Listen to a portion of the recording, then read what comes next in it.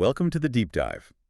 Today we're pulling back the curtain on, well, a whole stack of analysis really, from CISA, the NSA, industry reports, all trying to define this current moment in cyber conflict. Some folks are even calling it the summer of siege. It certainly feels that way sometimes. Our mission today is to give you a kind of strategic blueprint. We want to unpack what happens when you mix generative AI with these fragmented ransomware groups and then throw in sophisticated nation-state spying. And crucially, what defense strategies, especially around zero trust, actually make sense right now. And the context here is, well, it's massive. It's not just a tech issue anymore. The sources we looked at estimate the global cost of cyber warfare damages this year, 2025, is set to hit $13.1 billion. Wow, billion. Yeah, that's a 21% jump from last year. But here's the kicker. Nearly half, 47% of the global cyber experts they surveyed, they think cyber warfare is now the main way geopolitical fights happen. So it's the new normal, basically. It is the new constant, yeah. Okay, that definitely sets the stage. We're not just talking about standard breaches anymore. We're seeing this surge in really sophisticated high-impact events designed for massive profit or, strategic advantage. Right. Let's dive into that, starting with just the sheer volume, the acceleration we're seeing. I mean, just look at ransomware. The pace is incredible. Q1 of 2025, a staggering 126% increase in reported incidents globally. And that didn't slow down. Q2 confirmed a 63% increase compared to the year before.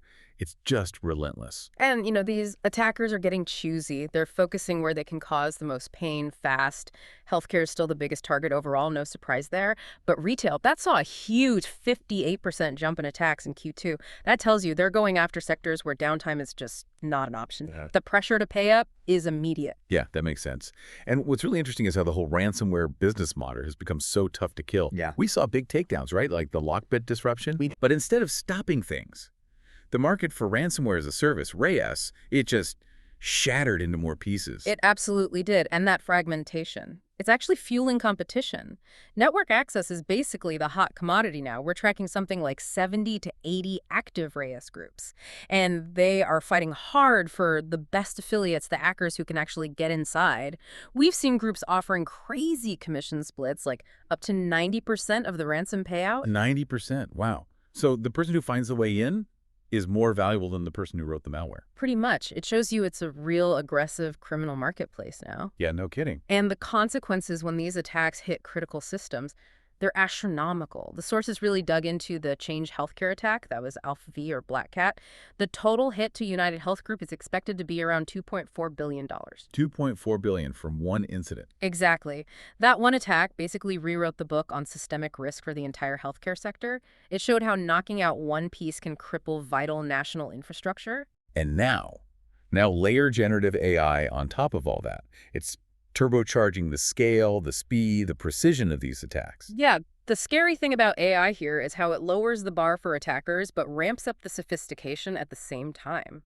Gene AI is being weaponized for these hyper-personalized social engineering schemes. Think phishing emails or vishing calls that are almost impossible to tell from the real thing. And it's not just text anymore. We're seeing deepfake audio, deepfake video being used to impersonate executives. Successfully, I might add, leading to millions in fraud. Okay, let's focus on that sophistication for a sec, because the sources mentioned malware that's actually adapting during the attack. They talked about a tool called LameHug. Ah, yes. It uses large language models, LLMs, to generate malicious Windows commands on the fly, based on what it finds on the network it's attacking. It changes its own payload in real time. It's kind of the ultimate living off the land tactic, right? The attack tries to blend in with normal system activity, but with this crazy level of automation and, well, flexibility. Right. It adapts.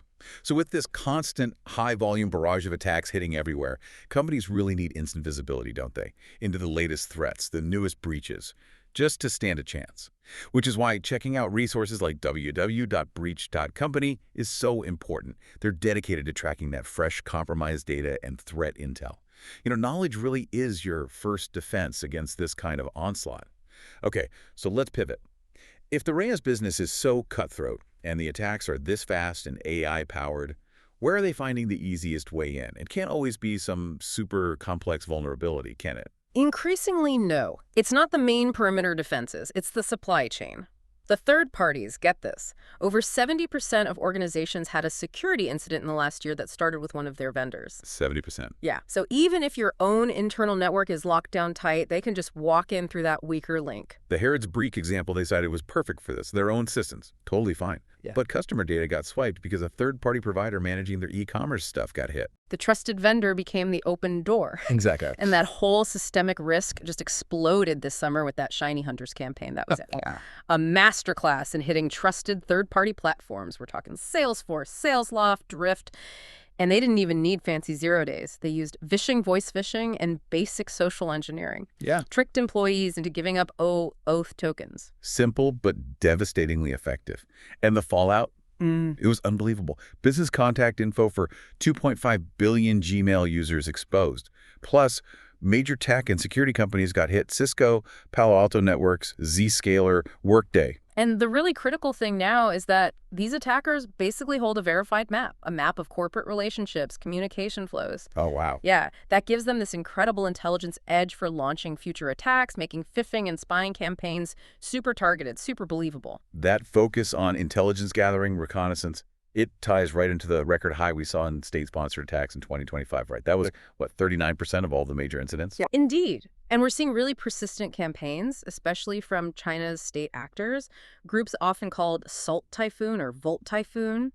They're hitting telecoms, transportation, government networks all over the world, mostly for spying, getting set up for future access, strategic positioning. What's interesting reading the reports is that their TTPs, their tactics and procedures, they often don't rely on brand new secret malware. They exploit known vulnerabilities, right? Like those Cisco iOS XE bugs that were public. Exactly. Their real skill is in being stealthy after they get in. They try hard not to use loud, obvious malware. Instead, they focus on moving sideways deep inside the network using subtle tricks.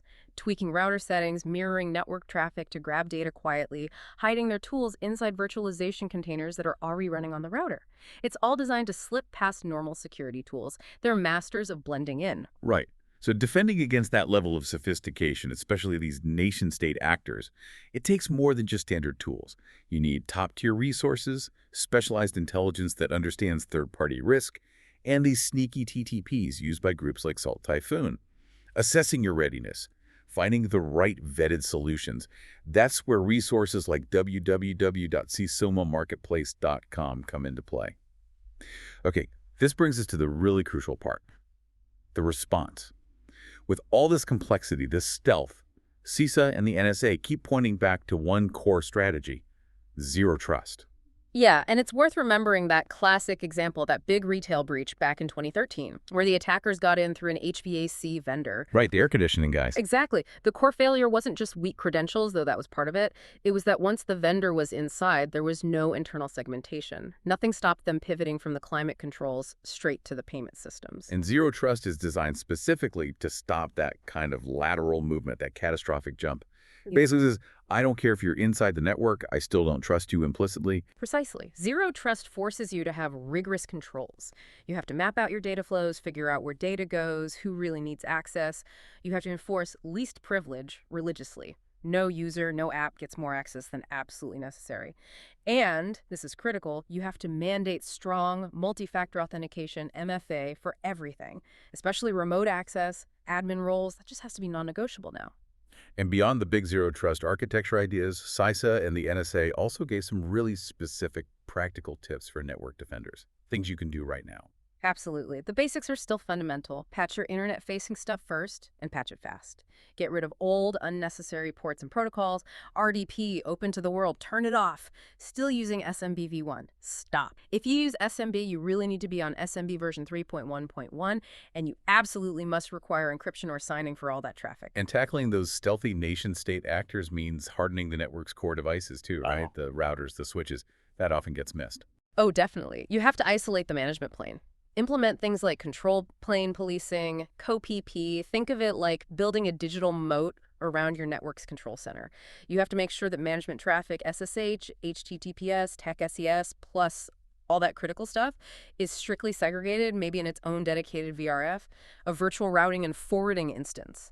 It makes it way harder for an attacker who pops a regular server to then jump into the systems that actually control the whole network. Okay, so there's the technical side. Yeah. But you also mentioned compliance is changing. It's not just a checkbox anymore. It's becoming a huge strategic issue because the penalties are getting serious. Very serious. A big driver is the EU's NIS2 directive. Enforcement is really ramping up in 2025.